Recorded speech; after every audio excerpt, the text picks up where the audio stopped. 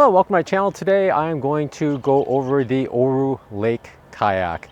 I've been using it for 2 months in Florida, so I'm just going to go over all the pros and cons. I've used it in all different kind of water, and there are some pros and cons, and I'd like to just share that all with you before you make your purchase. So before we begin, I just wanted to say that Oru sent me the kayak to use, and then I mail it back. I'm going to mail it back this week. But so it's like a loaner. They're not giving it to me or anything. So this is still an honest review. That was part of the deal. And if they don't like it, well, I guess I'll get no other kayak to borrow. But I have another kayak of my own, so no big loss. But let's go over all the components of it first. They did send me a paddle, which does not come with the kayak. The Oru Lake comes at $500 as the base model. It does not come with the paddles. You'll have to order them extra. And I believe, I couldn't find anywhere on their website that it did come with them, but this is another $100, and it does come in 4 parts, so it folds up pretty short. The Oru Lake comes with this seat. It's a short foam seat. This side's up because of this strip here. The elastic goes across the middle, and this is it. If you get the Oru Lake Sport or the Plus model, you get the gel seat. It's much thicker. There's the same foam, maybe a little thinner here, but then there's like this latticework gel seat above. Here's what it looks like. It does a great job actually keeping the water out. When you sit in it, it does get mashed down, but it does a much better job than the little seat. And it's much more comfortable. The Oru Lake Sport or Oru Lake Plus model comes at $700. It's $699, $499, but $700. And it comes with a few improvements to the original Lake design. It does come in about 2 pounds heavier, I believe, at 19 pounds altogether. I'm not sure if that counts the paddles as well. That's the kayak plus all the different features that the Lake Sport has, including the heavier gel seat. Oru sent me this cover. It's actually quite nice. It's a little, you can actually put it over your shoulder and hike it in, say if you want to go up to like an alpine lake, and it's actually quite comfortable. It doesn't have, you know, every feature, but overall actually quite good. There's even a waist strap, so it keeps your weight off your shoulders. There are slots to stick the paddles and everything else in. It's actually quite a nice bag. The quality is really nice. It's clean, it's thick, it's really rugged feeling. It is a little pricey though, so I don't know if you would get it. They do sell a bundle where you get a little discount, but overall this bag is really nice. It definitely helps keep the inside of your car clean, because a kayak like this, you're keeping inside your car. And if you just put the kayak in itself, there's always going to be like sand and mud on the bottom. You'd have to wrap it with a garbage bag or something. It does help to keep the car clean. It's just pricey for that. If you think you may ever have to hike in the kayak, I would say it's worth it. It's actually really comfortable, and there's no smell, high quality. Yeah, it's actually quite nice. And the Oru Lake and the inlet fits in the same bag. But let's open her up and set it up. Because I have to return it, I kept the labels on. But I will say this bag fits perfectly to this kayak, and it's easy to put on. It's not a struggle. There's a zipper that goes down to the bottom here, and a zipper that just goes to the top here. And once you do that, you can open it up, grab the handle, and pops right out. Nice and quick. Another thing I've used this bag for is if you get to a launch site and there's no grass or sand where you can set up the kayak, I put it up here, especially if it's just concrete or rocks and gravel. The thing is, I believe it's a very sturdy kayak, but the biggest weak points are the joints. Not necessarily from bending over and over, but because of abrasion from either when you're kayaking or when you're setting it up. Because when you're setting it up, you kind of have to use a little bit of force, and you put a lot of weight on just a corner at a time. So it's definitely something nice to have, like a tarp or some kind of blanket. You could just put it down, and as you do each corner, protect the corner from the surface.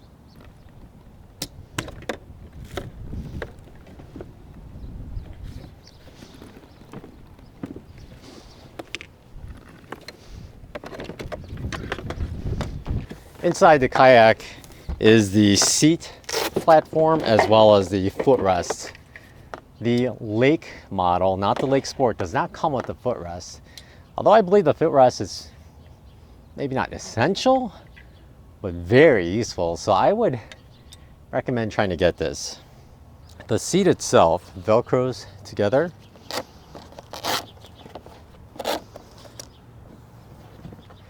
And it opens up like that.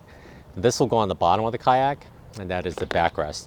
It's attached to the back, so you can't control the angle, but you can control the height of the backrest. And oddly enough, again, only the Sport model can you adjust the backrest height. The base model you cannot.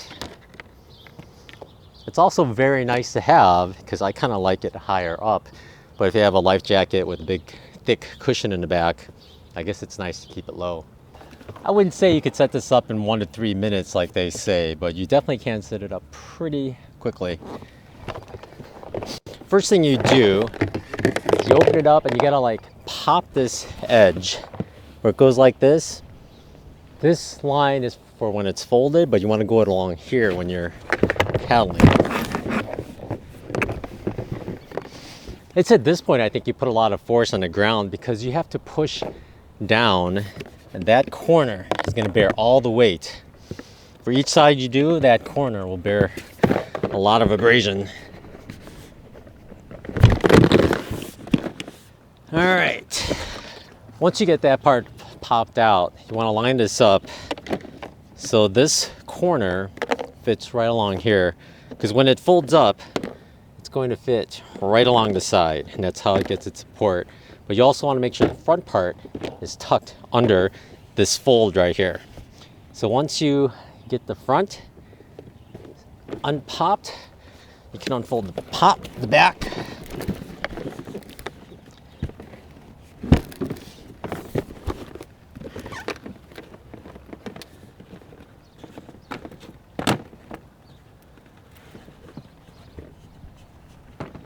And you could attach the back side.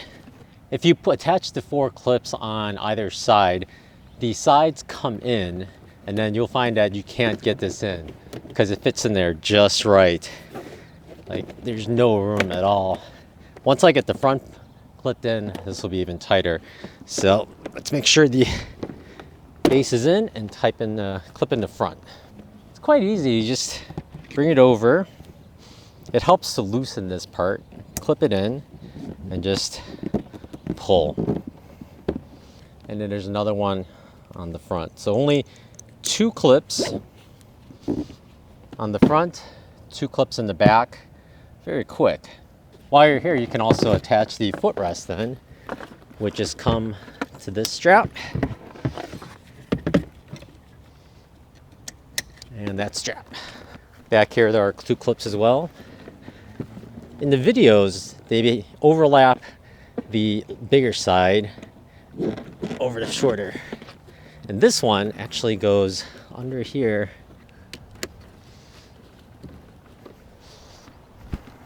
Once the ends are clipped together, you can assemble the seat portion. And there's a strap behind the seat. There's a strap behind the seat. There are 2 straps for the sides of the back, just so it gives it a little curve. It's pretty nice, and you can actually control how much it gets curved that way by tightening or loosening this strap here. The last thing you do is put the seat in, foam side up. I did try it this way, but I found the foam absorbed water and kind of got your butt wetter. But if you do it this way, I felt like my butt stayed drier because it's got that gel thing on top and a mesh on the bottom. You could put it in either way, it doesn't really matter. I guess with this way, there'll be less abrasion built up, but it's supposed to do it that way.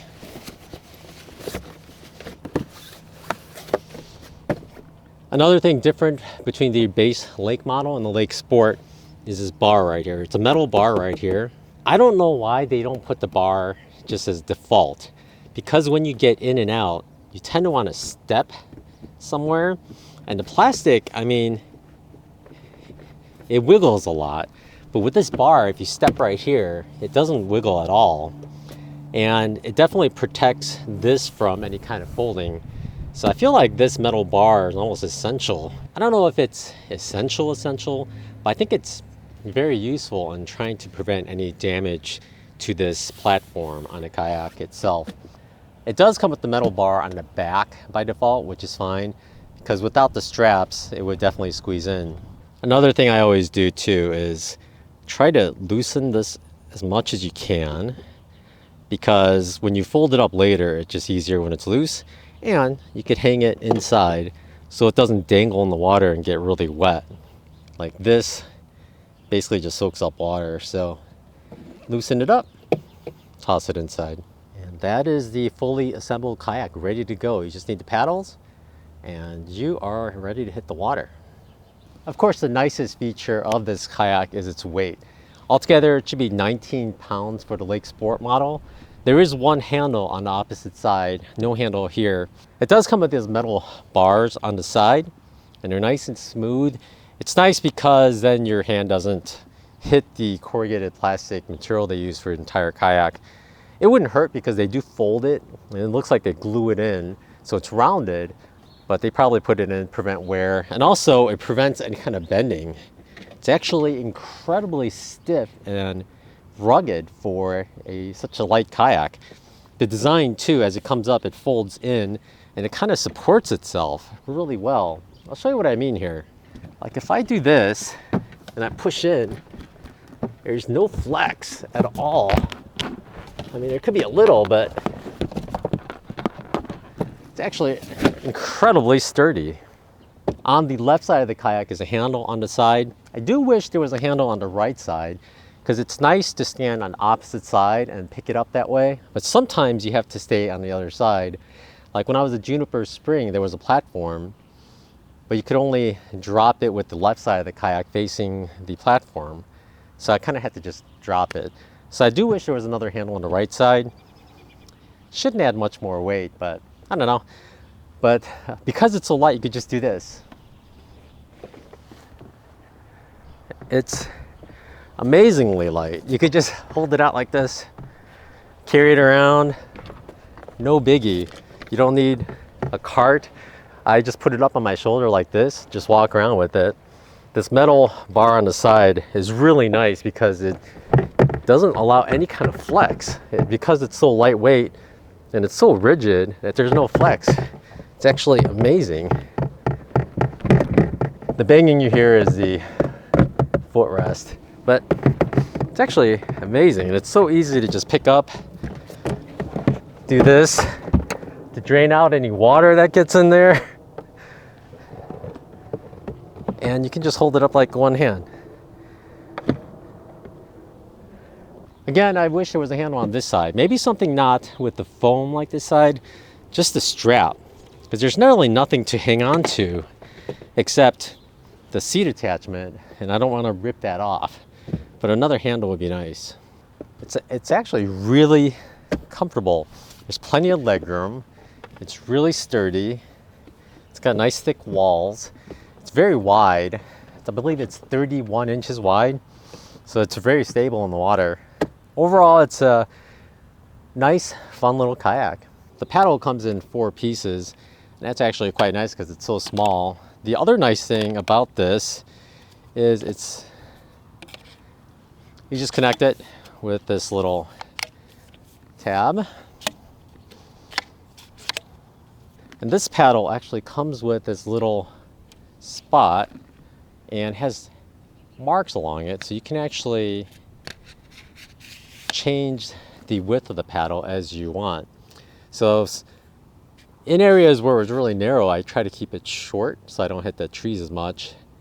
But when I was more out in open, I actually extended it out a little and clips right in, and it's actually quite sturdy. It doesn't feel like it's strong. There's hardly any force. I mean, it does spin a little, but it's actually quite sturdy. And that's this kayak in a jiffy.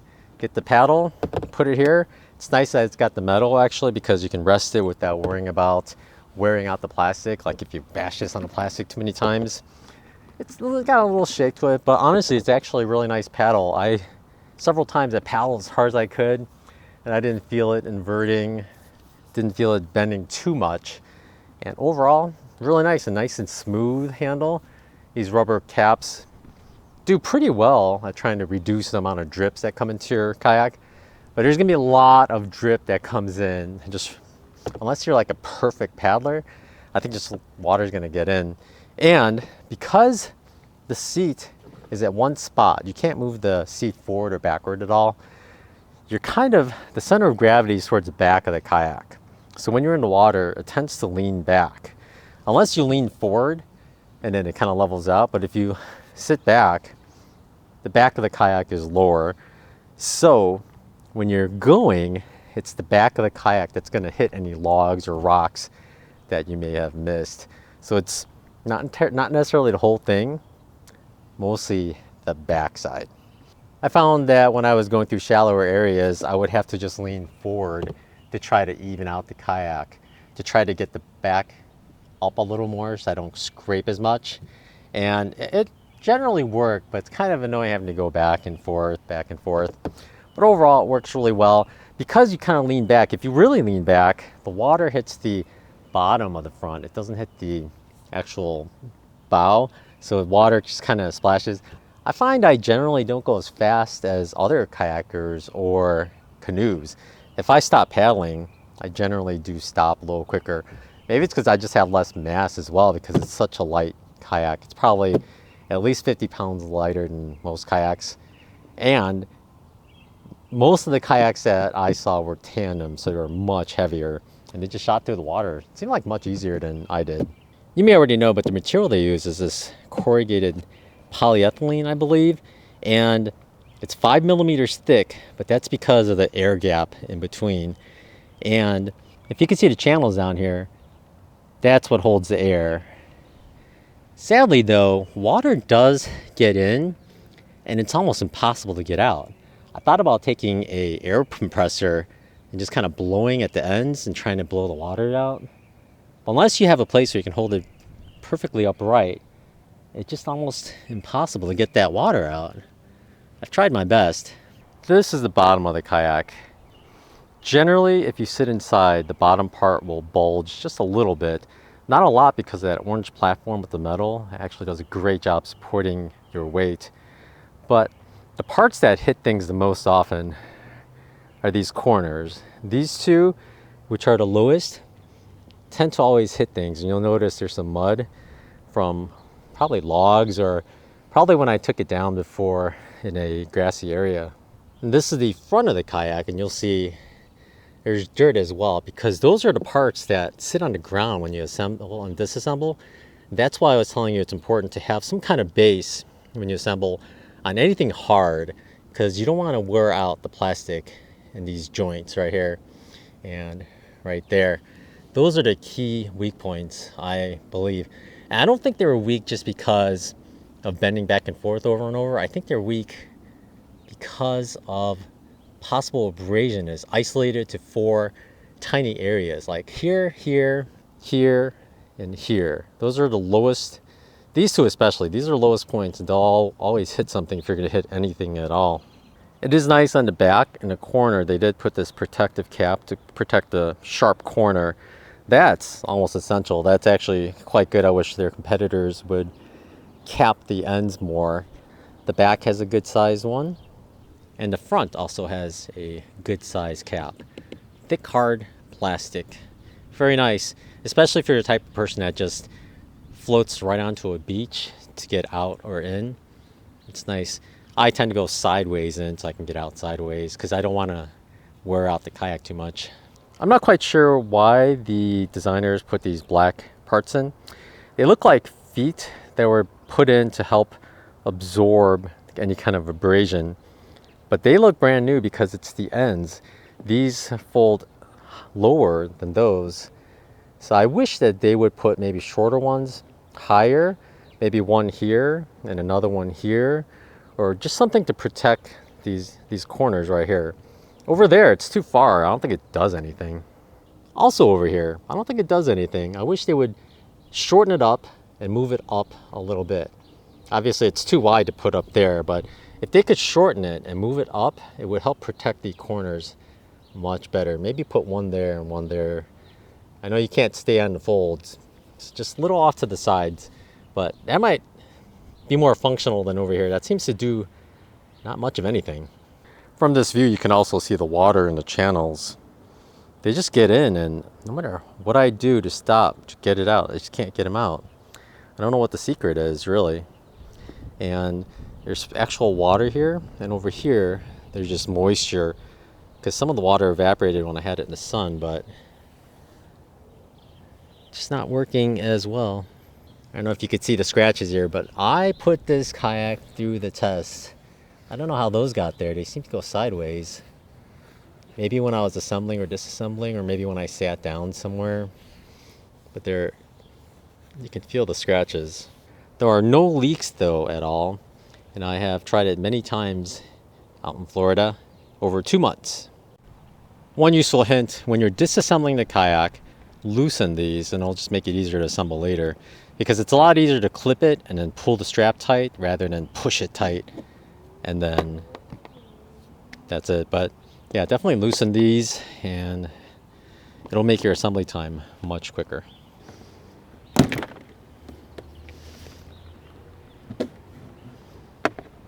In most of the kayak, the ends are folded in and glued, so you can't really drain the water out, because even if you hold it upright, it's going to pool there and then you got to like flip it again. On the very back, it's open, so you can get the water out there. I think some of the water came in this way, but it's a tough one because you got to stand it upright to let it drain. So you need some place where you could let it stand for a long time. In the front of the kayak, they do have this little loop, and that's just to hang the footrest. It seems like they riveted in this front, so it makes it flat, so you get a nice smooth bow. Let me show you that here. It's nice and smooth and enclosed. Little gap, but acceptable. Overall, it's a great little kayak. I would definitely recommend getting the sport model instead of the basic, just because of those little additional add-ons make it much more enjoyable. I don't know if they're worth $200 more. They should definitely charge maybe like $100 more, but 200's a little bit more than I would hope. But I've spoken to a lot of other kayakers. They had a lot of questions about the kayak everywhere I went. The big thing people wanted was the weight, the lightness of it. I even folded it up so people could carry it when it's folded, or people could pick it up when it's assembled, just so they could see how it is. Because a lot of people I met out there were just generally older, and lighter kayak is definitely much easier for them than the much heavier ones that they have.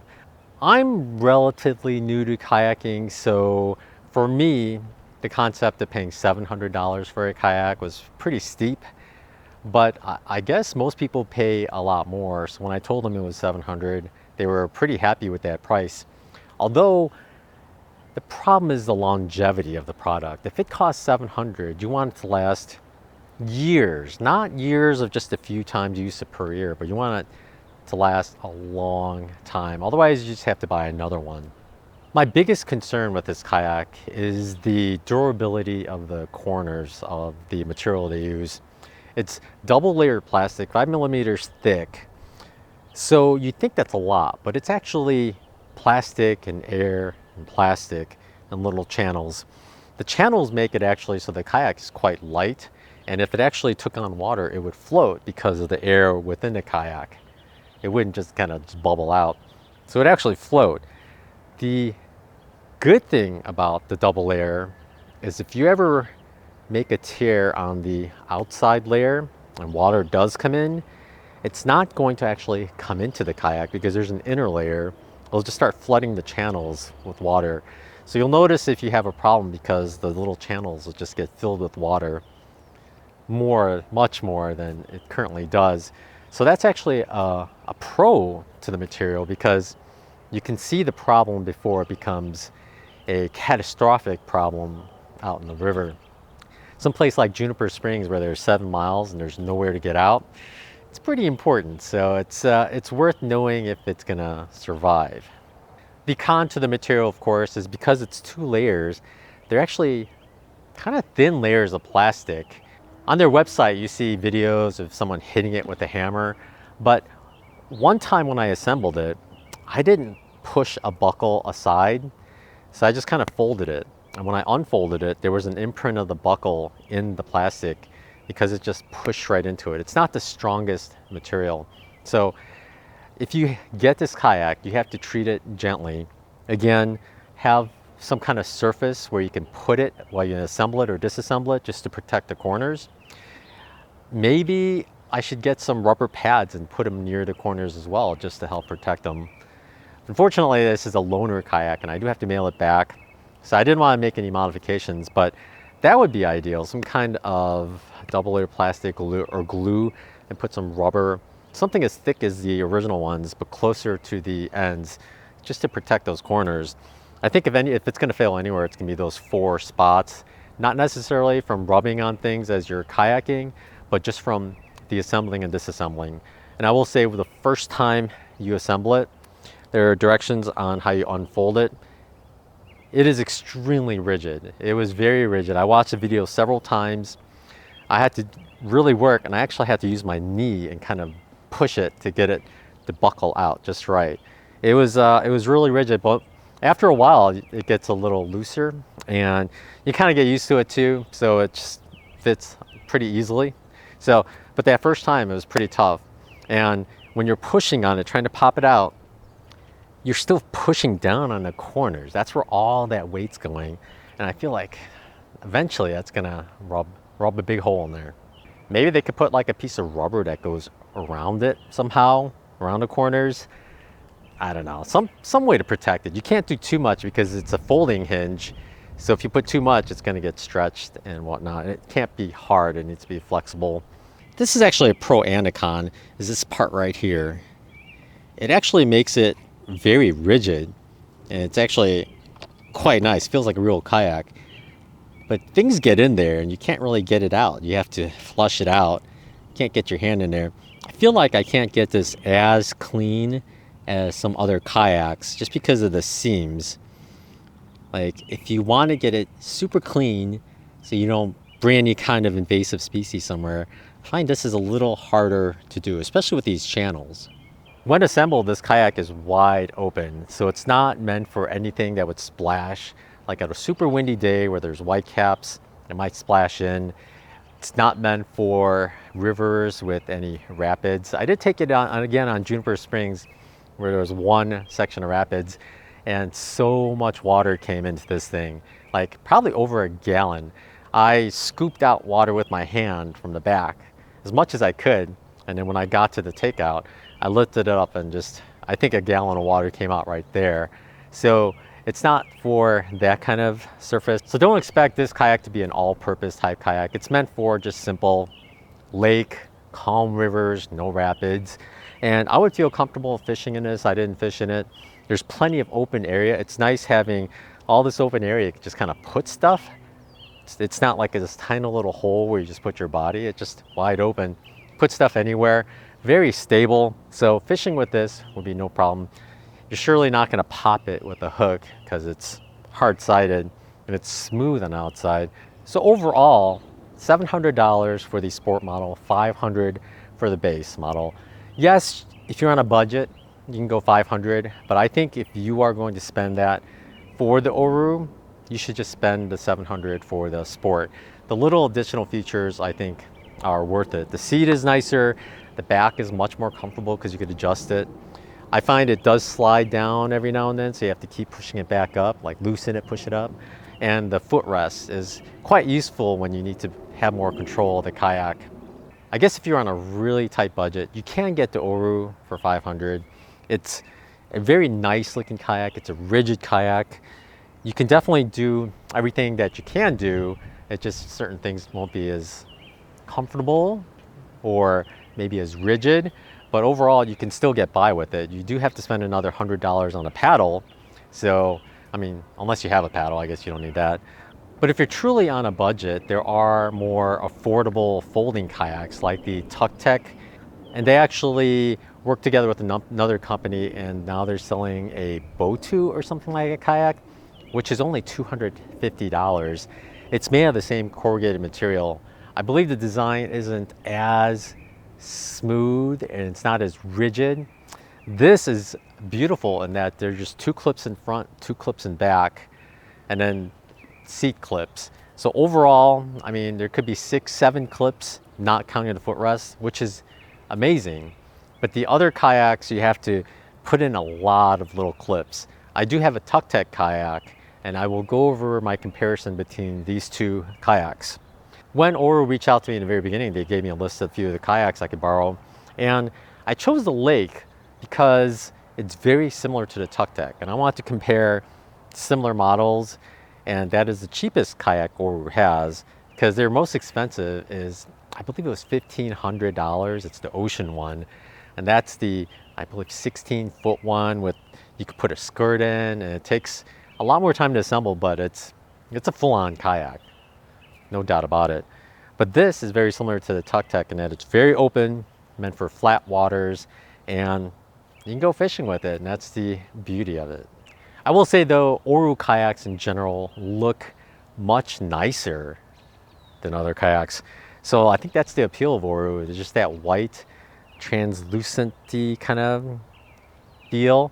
Some people put lights in it so it glows in the dark, and the whole kayak will just glow because it's just white. And it's kind of not translucent, but slightly. And it's a beautiful looking kayak. And I gotta say, when this is all assembled, the way the folds are and the overall swoop, it's a great looking kayak. I really enjoyed this kayak. I would probably not pay $700 for it, maybe $500 if they had the same features. Maybe not the seat, but I would like the metal bar on the floor and the adjustable back seat and the footrest. And I would probably just buy a cheap gel seat from Walmart. With that elastic in the middle, you could stick anything in there and it'll hold. And I would probably also glue rubber protective plates right near the folds on the bottom, on the front and back, just to protect them. I would do that right away, because if you do it after it gets a leak, then it's much more of a hassle to repair. I did see one YouTuber, she had a leak in a corner, and they sent her repair epoxy, and she tried it, but it didn't work out as well because I don't know what kind of glues they have that would be flexible enough to survive the bending over and over and still maintain adhesion. I don't know. So definitely try to do your best to protect the corners, and it should last you a while. It's a great little kayak. I gotta say, in the bag for it, a couple $100, but it's so comfortable, and it just locks itself away inside your car so you don't get anything dirty. When I fold it up, I generally just take a few sheets of paper towels and I just wipe everything on the inside, then I wipe everything on the outside. And it folds up quite easily. First you gotta take the seat out. If you use the base seat, you can just leave it in there, but if you use the thicker seat, you gotta take it out. Velcroed in place. And then there is one piece of Velcro on this edge here. That goes to the other side, on the right side of the kayak. Here's a piece of Velcro right here, so you just attach it. And it looks like how would that work? But it'll work. And you take this and just lay it in the middle. You want to try to lay it in the middle because it'll all fold up. And now you got to pop the folds so it's in folding mode.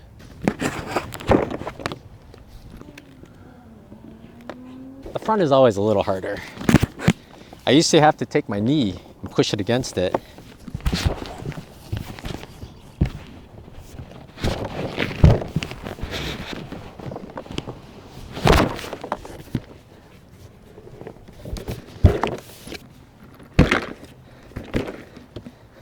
Once everything's smooth, you know you've popped everything out as you need to.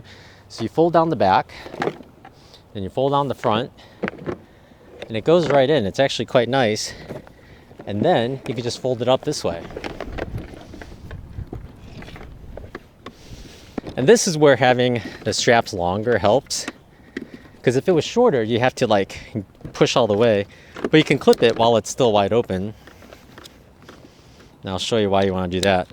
Once you clip the sides, it's nice to have it open because you want to get these buckles out from inside there. If you could leave the buckles in there, it's gonna make a little dent in the plastic. Right there, there's a dent from one of the buckles I had closed. And that's one of a couple, so you want to avoid letting the buckles be in there. I found the easiest way to fold it up originally is just put it between your legs so you can hold it between your legs. And then clip. Clip. Make sure the buckles are out. Popped out. And then as you fold, kind of pull the buckle out. And then you can tighten down.